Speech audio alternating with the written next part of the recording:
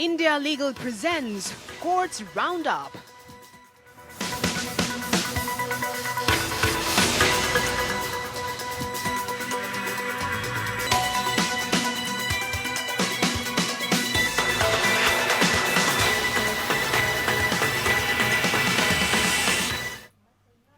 नमस्कार, मैं हूं ज़ारा। कोर्ट्स राउंडअप में आपका बहुत स्वागत है। इस बुलेटिन में अगले आधे घंटे हम आपको कोर्ट से जुड़े तमाम छोटी बड़ी खबरों से रूबरू करवाएंगे। कोर्ट की कार्रवाई और सुप्रीम कोर्ट से लेकर हाई कोर्ट और लोअर कोर्ट तक के फैसलों को आपके सामने रखेंगे। आगे बढ़ने से पहले एक नजर हेडलाइंस पर।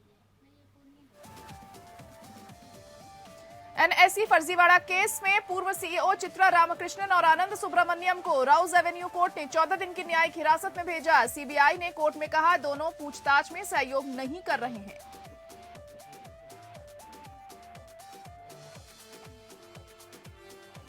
मनी लॉन्ड्रिंग मामले में पीएमएलए कोर्ट ने महाराष्ट्र के पूर्व मंत्री अनिल देशमुख की जमानत याचिका की खारिज। कोर्ट ने कहा उनके खिलाफ है पर्याप्त सबूत।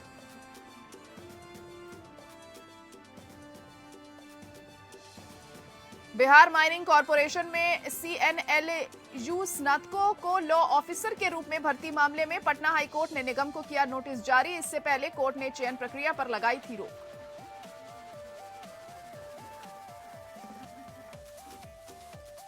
किशोरों के बीच बढ़ते लिव इन रिलेशनशिप पर पंजाब हरियाणा हाई कोर्ट ने केंद्र से पूछा ऐसे रिश्तों पर कानून लाने पर क्या किया जा रहा है।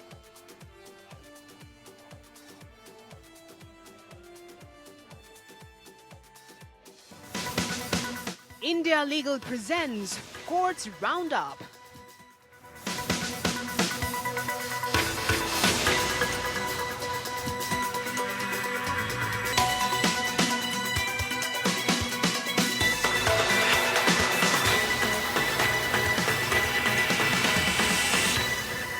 चलिए शुरुआत कर लेते हैं कोर्ट्स राउंडअप की। नालसा के कार्यकारी अध्यक्ष जस्टिस यू ललित के नेतृत्व में देश की लोक अदालतें काम कर रही हैं। लोक अदालतों में वर्ष 2022 की पहली राष्ट्रीय लोक अदालत में 40 लाख से अधिक मामले निपटाए गए। जस्टिस यू ललित देश के 36 राज्यों और केंद्र शासित प्रदेशों के लोक अदालतों के लगभग 40 पीठों से जुड़े और उनके कार्य की समीक्षा की। जस्टिस ललित ने आम लोगों तक त्वरित और किफायती कानूनी पहुंच की आवश्यकता पर जोर दिया और पक्षकारों से बातचीत की।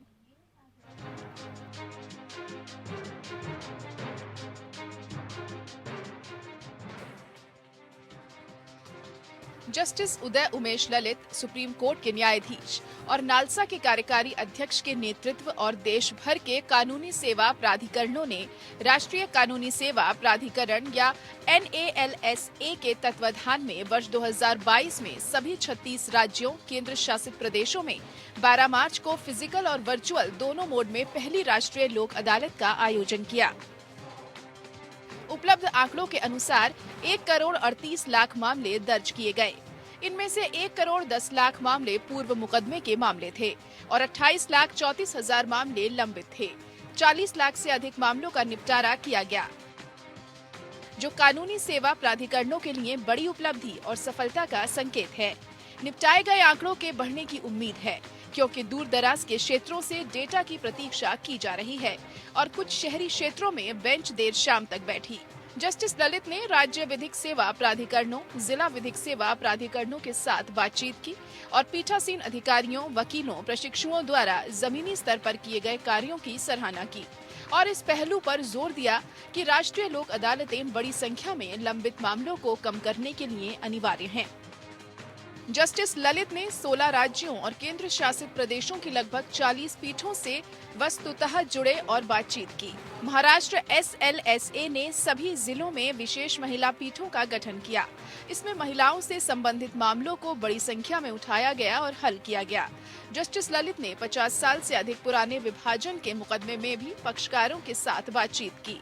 जस्टिस ललित ने आम लोगों तक त्वरित और किफायती पहुंच की आवश्यकता पर बल दिया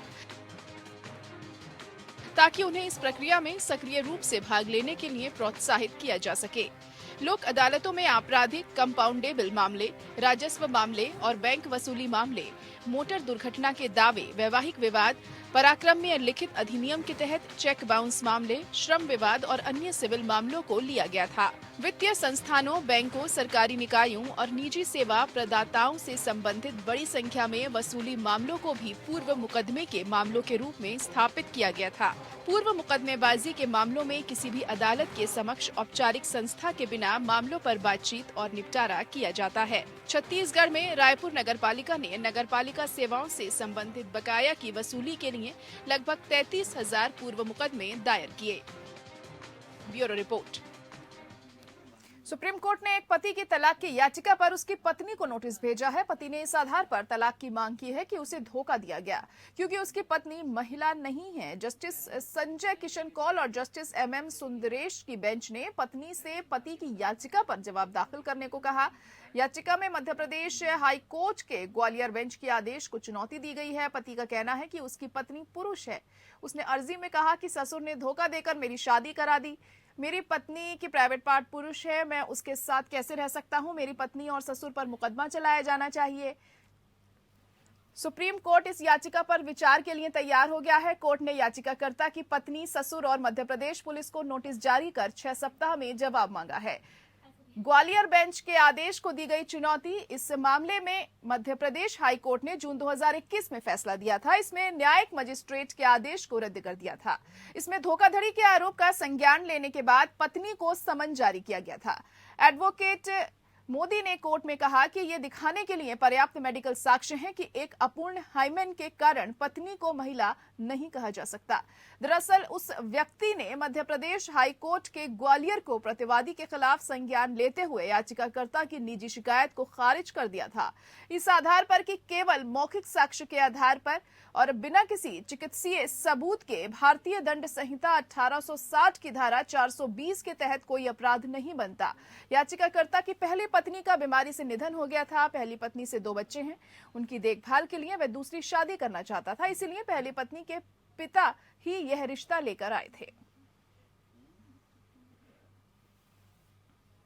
वहीं दिल्ली न्यायिक सेवा परीक्षा या DJS 2022 और दिल्ली उच्च न्यायिक सेवा परीक्षा DHJS 2022 के स्थगन के मामले पर सुनवाई हुई। सुप्रीम कोर्ट ने उन उम्मीदवारों को दिल्ली न्यायिक सेवा परीक्षा या DJSE के लिए 32 साल की और 2022 की दिल्ली उच्च न्यायिक सेवा परीक्षा को लेकर 45 साल की ऊपरी आयु सीमा छूट दी है। सुप्रीम कोर्ट ने दिल्ली न्यायिक और दिल्ली उच्च न्यायिक सेवा 2022 के लिए आयु सीमा की छूट दे दी है।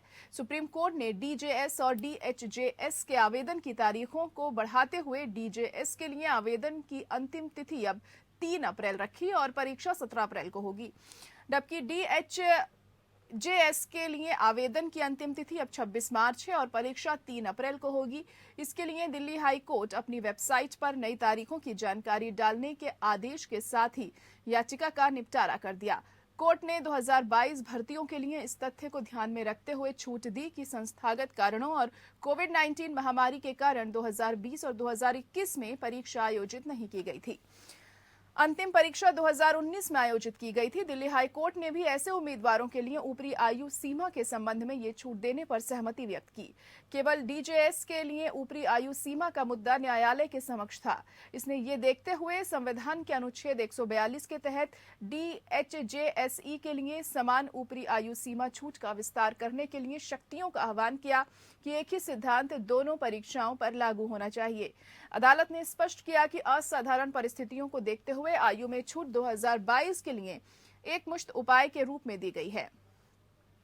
साथ ही कोर्ट ने DHJSE के लिए आवेदन करने के लिए 35 वर्ष की न्यूनतम आयु मानदंड को बरकरार रखा, ये देखते हुए कि ये एक नीतिगत मामला है। का पटना हाई कोर्ट ने ऑनर किलिंग मामले में पुलिस द्वारा की गई आकस्मिक और मामूली जांच के अतिरिक्त पुलिस महानिदेशक द्वारा जांच करने का आदेश दिया है, जिसमें एक युवा लड़के को कथित तौर पर फांसी पर लटका दिया गया। न्यायमूर्ति संजीव प्रकाश शर्मा की पीठ ने कहा कि लड़के के शव का अंतिम संस्कार उसकी मां और पिता की मौजूदगी के बिना किया गया। इसके अलावा जांच अधिकारी ने अपने हलफनामे में भी स्वीकार किया कि यह ऑनर किलिंग का मामला प्रतीत होता है और इसके बाद भी अपराधियों को पकड़ने के लिए कोई कदम नहीं उठाया गया। कोर्ट ने नोट किया कि स्टेशन हाउस ऑफिसर, पुलिस अधीक्षक और पुलिस उपाधीक्षक ने अंतिम रिपोर्ट जमा करने में लापरवाही दिखाई है। अदालत ने कहा कि हलफनामे से यह अदालत संतुष्ट है कि जांच अधिकारी ने जांच ठीक से नहीं की और प्राथमिकी में नामजद आरोपी को गिरफ्तार नहीं किया। मामला गंभीर प्रकृति का है। इस प्रकार कोर्ट ने निर्देश दिया कि मामले के संबंध में जांच के संबंध में अतिरिक्त पुलिस महानिदेशक बिहार पटना रैंक के एक अधिकारी द्वारा जांच की जाए और संबंधित दोषियों के खिलाफ प्रस्तावित कार्रवाई के संबंध में अदालत को एक रिपोर्ट भी प्रस्तुत की जाए। 3 सप्ताह के भीतर रिपोर्ट मांगी गई है। अग्रिम जमानत की मांग करने वाली आरोपी द्वारा दायर आवेदन में यह आदेश दिया गया है। पुलिस ने इस पर भारतीय दंड संहिता की धारा 302 हत्या, 201 सबूतों को गायब करना या स्क्रीन अपराधी को झूठी जानकारी देना 34 के तहत दंडनीय अपराधों के कथित कमीशन के लिए मामला दर्ज किया है। अदालत ने शुरू में टिप्पणी की, मृतक की मां के बयान के साथ साथ प्राथमिकी में सामग्री और नीचे की अदालत द्वारा पारित आदेश को ध्यान में रखते हुए ये नहीं कहा जा सकता है कि याचिकाकर्ता शामिल नहीं है। इस प्रकार कोर्ट ने मामले के तथ्यों और परिस्थितियों को ध्यान में रखते हुए अग्रिम जमानत देने से इनकार किया।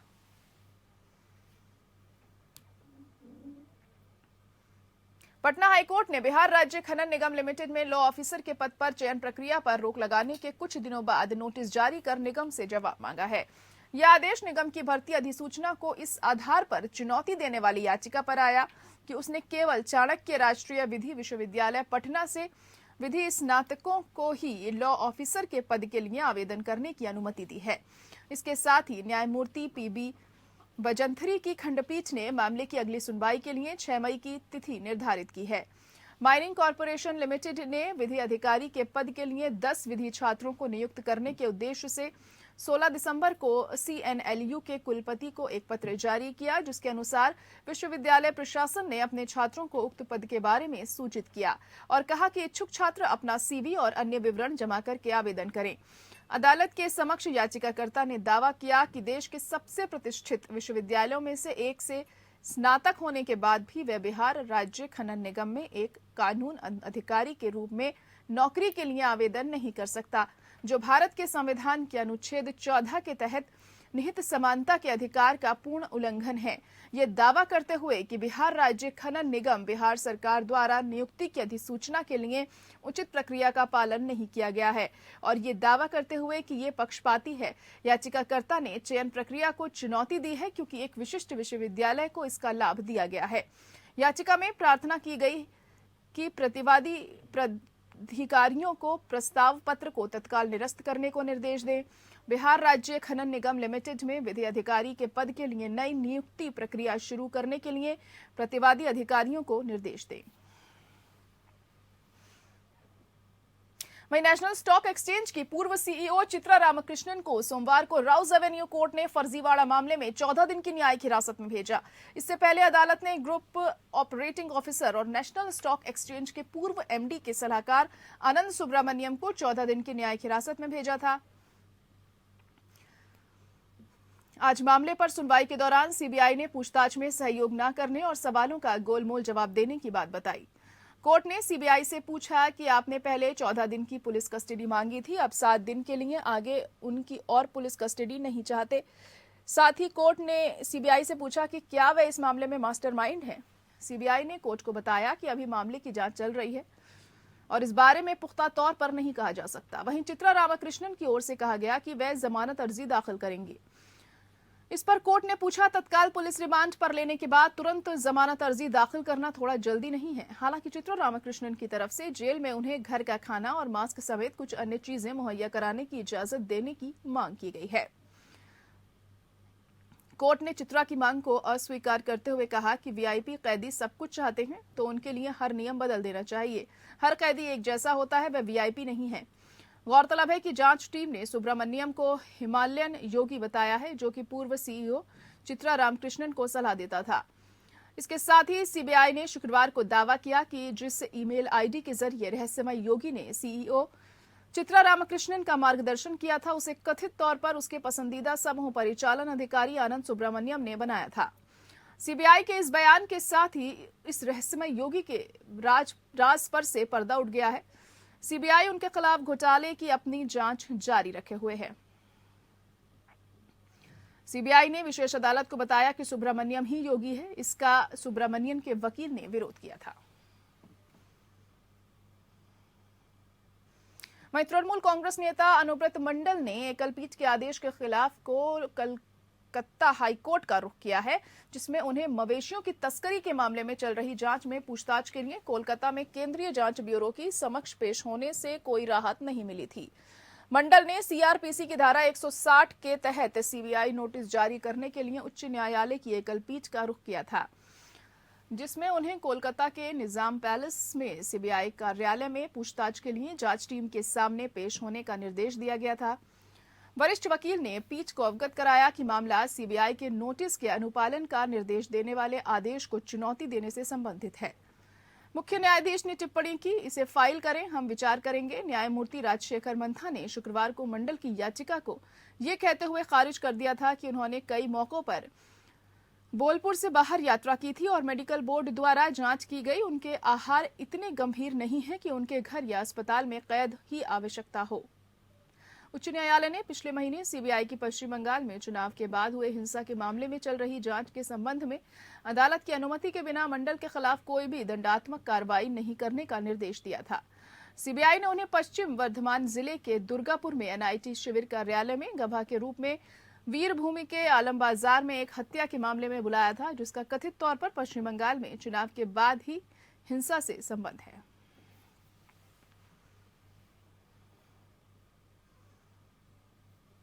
उधर मुंबई की विशेष पीएमएलए अदालत ने मनी लॉन्ड्रिंग मामले में महाराष्ट्र के पूर्व गृह मंत्री अनिल देशमुख की जमानत याचिका खारिज की। अनिल देशमुख ने जमानत के लिए विशेष पीएमएलए कोर्ट में याचिका दाखिल की थी, जिस पर कोर्ट ने अपना फैसला सुनाया है। विशेष न्यायाधीश आरएन रोकाड़े ने आज फैसला सुनाया। उन्होंने 1 महीने से अधिक समय तक मामले की सुनवाई के बाद दिसंबर 2021 में दायर याचिका को आदेशों के लिए सुरक्षित रख लिया था। आज सुनवाई के दौरान सरकार के एएसजी ने जमानत का विरोध किया और कहा कि देशमुख ने बार मालिकों से एकत्र किए गए अपराध की आय को उत्पन्न करने और लॉन्ड्रिंग करने में महत्वपूर्ण भूमिका निभाई और इसे वैध दान के रूप में चित्रित करके इसे बेदाग के रूप में पेश किया। अदालत ने कहा कि गवाहों के बयानों में विरोधाभास होने के बावजूद इस स्तर पर अदालत द्वारा विचार नहीं किया जा सकता है। इसके अतिरिक्त कोर्ट ने नोट किया कि मनी लॉन्ड्रिंग दिखाने के लिए प्रथम दृष्टया साक्ष्य के आधार पर जमानत के लिए जुड़वां शर्त पूरी नहीं की गई है। ईडी का कहना है कि देशमुख ने राज्य के गृह मंत्री पद पर रहने के दौरान अपने आधिकारिक पद का कथित तौर पर दुरुपयोग किया और पुलिस अधिकारी सचिन वाझे के जरिए मुंबई में विभिन्न बार से 4 करोड़ 70 लाख रुपए की उगाही की। ईडी ने आरोप लगाया है कि यह धन नागपुर के श्री साईं शिक्षण संस्था को हस्तांतरित किया गया और इस शिक्षण संन्यास की बागडोर देशमुख परिवार के हाथों में है। पलांडे और शिंदे ने बेहिसाबी धन का शोधन करने में अहम भूमिका निभाई थी। वहीं पंजाब और हरियाणा उच्च न्यायालय ने हाल ही में लिव इन संबंधों को नियंत्रित करने के लिए कानूनी शून्य पर ध्यान दिया और किशोरों को एक साथ रहने से रोकने के लिए किए जा रहे उपायों पर केंद्र सरकार की प्रतिक्रिया मांगी है। न्यायमूर्ति Amol Ratan Singh live in relationship में जोड़ों द्वारा जीवन और स्वतंत्रता की सुरक्षा की मांग वाली याचिकाओं की एक बेंच की सुनवाई कर रहे थे, जब अतिरिक्त सॉलिसिटर जनरल ने महिलाओं के विवाह योग्य आयु को बढ़ाकर 21 वर्ष करने के लिए बाल विवाह निषेध अधिनियम में किए जा रहे नए प्रस्तावित संशोधन से न्यायालय को अवगत कराया। कोर्ट ने पाया कि इस कदम के बावजूद लिव इन रिलेशनशिप के संबंध में ऐसा कोई बिल पेश नहीं किया गया था। इस प्रकार न्यायमूर्ति सिंह ने अदालतों द्वारा सामना की जा रही समस्याओं को हरी झंडी दिखाई। जहां 18 से 21 वर्ष की आयु के किशोर लिव इन रिलेशनशिप में जीवन की सुरक्षा और न्यायालय से स्वतंत्रता की मांग कर रहे थे। इसके अलावा क्योंकि कोई भी कानून इन संबंधों को नियंत्रित नहीं करता है, एक बार पार्टियों के बहुमत प्राप्त करने के बाद न्यायालय उन्हें सुरक्षा देने से इनकार नहीं कर सकता। इस प्रकार से इस मुद्दे पर केंद्र सरकार का रुख मांगा गया था। कोर्ट ने कहा था क्या प्रयास करने और यह सुनिश्चित करने का प्रस्ताव है कि प्रभावशाली दिमाग वाले कई किशोर वास्तव में पूरी तरह से परिपक्व नहीं हैं। वे एक साथ रहना शुरू नहीं करते हैं और बाद में ऐसे फैसलों पर पछताना शुरू कर देते हैं। जाहिर तौर पर उनके माता पिता और परिवार को भी आघात पहुंचाते हैं। और इसी के साथ कोर्ट्स राउंड अप में आज के लिए इतना ही। मुझे दीजिए इजाजत। नमस्कार। India Legal presents Courts Roundup.